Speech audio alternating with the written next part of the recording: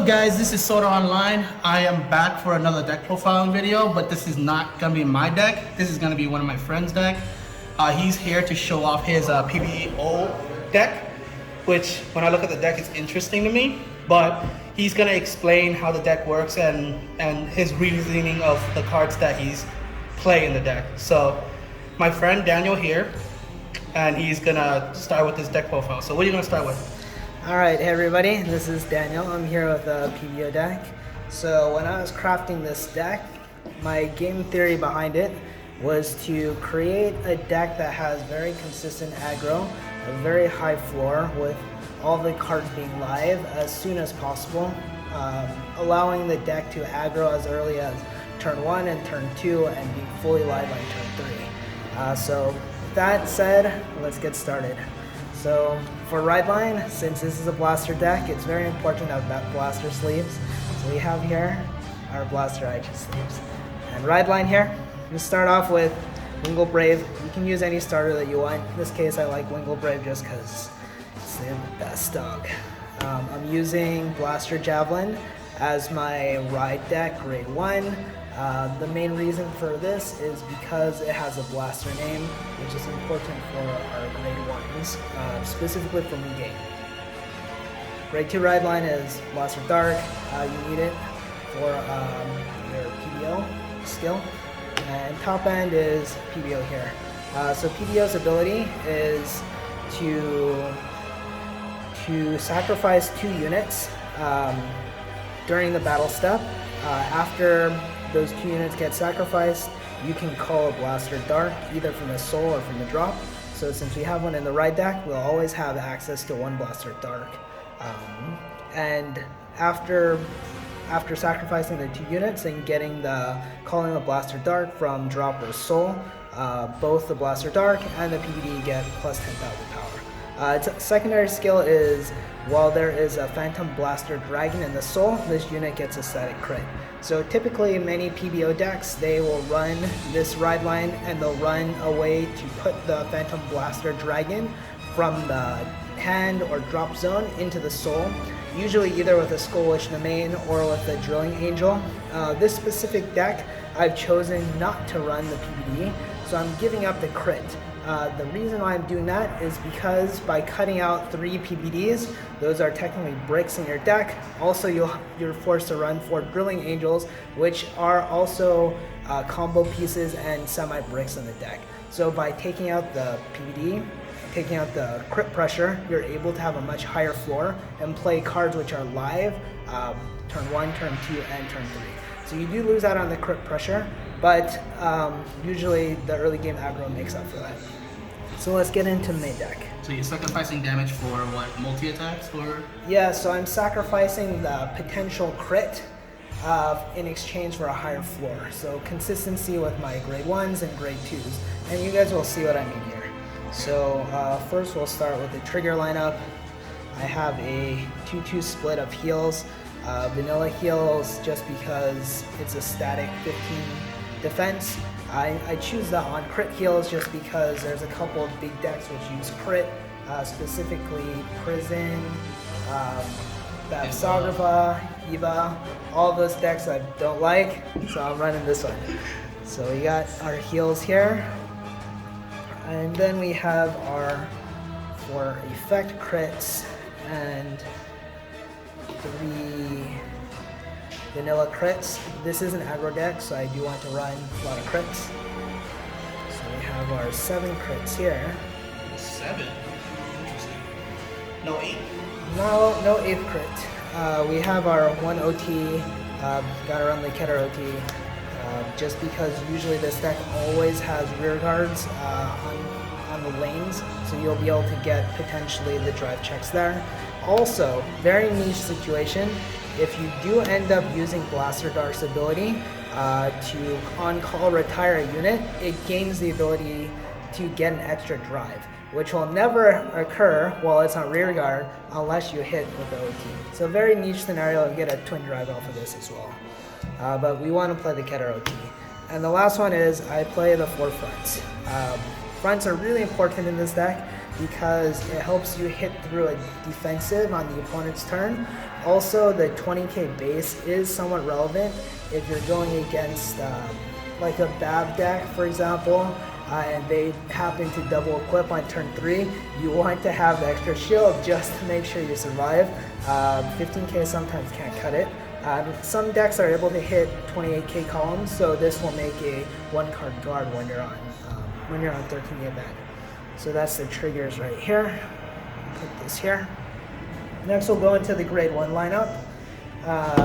First we have our 3 perfect guards, kind of self-explanatory, and one of these elementary sanctitudes. I'm running a grade 3 deck, so I can play this. If I was playing any grade 4s, have to cut it. Next is the bread and butter of the aggro. We have Mugain. So Mugain's ability is, while I have a Blaster Vanguard, I can, when this unit is called, I can discard a card and call up to the top 2 cards from my deck. In this case, my main Vanguard is Phantom Blaster Overlord. He does not care what I call. He just sacrifices 2 rear guards. Doesn't matter if it's trigger, it doesn't matter if they're units. So with Mugain, I will always use the call effect, even if I get triggers, just because it's fodder for the PBO. What this does is, ideally, I'll try to mulligan for this on turn 1, so I'm able to pitch a card and get two free cards. So it just says it's a net +1 and provides a lot of pressure on turn 2. So this is one of the priority cards I'll mulligan for. If I have multiple copies, I throw extras back. I don't need extras. Next we have Painkiller, typical staple for Keter. This just lets me cycle off my soul to get a card. So this is important in matchups where I'm trying to retire, to have my units come off of the board. So Painkiller is good for that. The draw is sometimes relevant in case you need just the extra 5k shield after, let's say, like a big push turn. You called everything, you need some shield. This can get you back some potential shield. The other good thing about the Soul Blast ability is you can Soul Blast out the Blaster Dart from the ride line, which then your PBO will be able to call the Blaster Dart from the drop. And the last grade 1 is Fiona Luna. Fiona Luna is a 18k attacker when there are no units in the same column as it. So no column means the entire column, so both on my front and my rear, and then also on my opponent's side. They also have to have nothing on their side. So this is just a nice 18k attacker. It gains plus 10k when there's nothing in the same column as it. This lets you rush hard on turn 1. Even if your opponent hits a damage trigger, this is still hitting. So this is kind of just a typical aggro package that Royals has. Next we'll move on to the grade 2s. Grade 2s will start with 4 Skull Witch Nemain. Skull Witch Nemain is probably the best card, one of the best cards in Keter. Just solid draw power, counter blast 1, shove a card in, draw 2. So this is your way just to cycle in faster. Since I'm not playing the Phantom Blaster Dragon, normally that would be what you want to put into the soul. In this case, since I'm not playing any, this can just shove any dead cards in and get you a nice +1. Next, I am running 2 copies of Blaster Dark in the main deck. Normally I would not like to run extra copies of Blaster Dark in the main. The problem is that Ava is now a viable deck. And because Ava is a viable deck, if the single Blaster Dark from the ride line gets banished, we have no more access to in the drop. So previous decks could just play a single Blaster Dark and get away with it. Because Eva is a thing, I need to run more of these. So I'm running 2 copies of these in the main decks. Just for the Eva matchup. Sometimes the extra power does come into play, making it a 15 column. Since I run a lot of 8k boosters, this will be a typical 23k column right here. So the 15k sometimes makes a difference. So you think 3 is enough to stop Ava from binding? Ava will bind 1 Ava can bind too. As long as I have a third one, I'm okay. I just need to see it. Okay. Next, this is a promo card. It's called Knight of Grief Grania. I run 3 copies of Grania. Grania is a 9k base, but when she attacks, and I have a Blaster Vanguard, which is all my Vanguards, she gets plus 5k. So she's swinging base 14, so she'll always be able to hit any of the 13 Vanguards on her own, which is great. Second ability is when she's retired by the skill of a Blaster unit, this guy, you counterblast 1, return this to your hand. So every turn you activate the PBO skill. PBO, you're sacrificing 2 units and you get back 1. So technically that's a -1 in terms of card economy, but you get the multi-attack and you get the power. If you sack one of these, you're net neutral on card economy while also getting the multi-attack and the power. So I run 3 of these. I'd love to run 4 if I had space, but there are some other cards which I think are quite useful. So 3 is good enough for now. Next we have 2 Knight of Piercing Cadwalla. So this is a card from the Youth Bird Trial deck. This card is really good. When you have 4 units total, after she swings, you can Soul Blast 1, look at the top 3 cards, search for a grade 2 or higher. So in the Ava matchup, you're digging for this guy. In other matchups, if you're just digging for a card economy, you're going for the Skull Witch. If you have a lot of cards already, then you can dig for this, or you can also dig for your Persona Ride. So this card just helps you cycle very quickly and let you aggro on turn 2 and just turn it into whatever piece you need. And then the last grade 2 that I'm running 2 Maples. So Maple is both a Stoicheia and a Keter card. What it does is when a grade 3 is placed during the ride phase, you can call this one a drop. So this basically is only useful before turn 2, so you get it on this ride. And then if you have one of these, then you can call it anytime you Persona Ride. So this just gives you an extra free body to sack for your PBO. So you can continue to go net neutral with the Grania or with the Maple. So this just helps you maintain your card economy. And the last thing that we have is our 3 Persona Rides. So let's put this in camera so you can see it, and the ride line here. So this is a PBO deck without PBD. So very typically when you're going through the game state, you're gonna want to try to aggro as soon as possible. So highest priority mulligans are going to be Mugain. If you know you're going against a specific matchup, if you have prior knowledge that you would need a PG, you'll try to keep a PG as well. The other cards you would want to keep, you would want to get a Skull Witch. These are going to be your +1s. And then you want to get some cards which can just help you aggro and cycle. So we have a lot of those cards. This is an aggro card, and these are cycle cards. And then we have card economy cards. And if you notice, that's basically the entire deck. The entire deck is all card advantage, aggro or cycle, and then we have our Persona Ride and triggers and sentinels. So it's very focused on doing a very quick aggro game and getting the opponent to high damage very quickly, so that way your PBD can finish them with a multi-attack. So yeah, that's it for the PBO deck profile. Try it out, let me know how you guys like it. If at some point you want to run the PBD with the Drilling Angels and the Skull Witches, that's fine. I think that's a perfectly viable deck archetype as well. The reason I'm playing it this way is just so you have better aggro potential and you have every single card being live, minimizing the amount of dead hands that you have. Also, I do like to mention, Daniel is actually a very technical player. Like this guy, look at stats. He look at what is it? What do you call it? The chart thingy? I make spreadsheets. Yeah, he looks at spreadsheets. He wants to know what works, what doesn't, what's optimal, and what's not.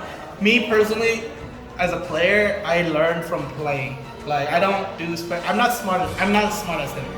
Okay, let's be real. I don't look at charts. I don't look at stats. I just play, okay? And I learn from. I'm like one of those people that learn from playing, and whatever I learn, I use it to my advantage to upgrade my deck. Him is different. He looks at a piece of paper.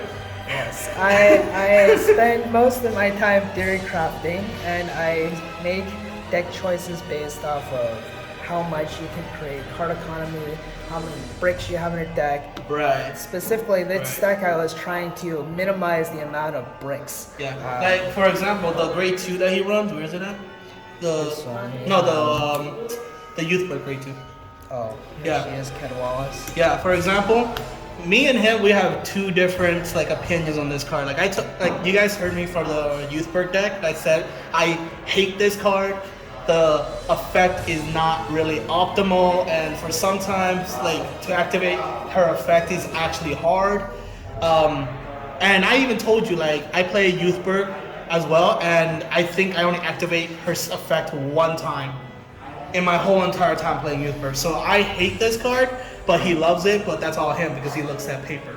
It is a difference in deck composition. Right. Youth Burke, the deck composition is highly focused on grade 3s. You don't have very many grade 1s which are playable.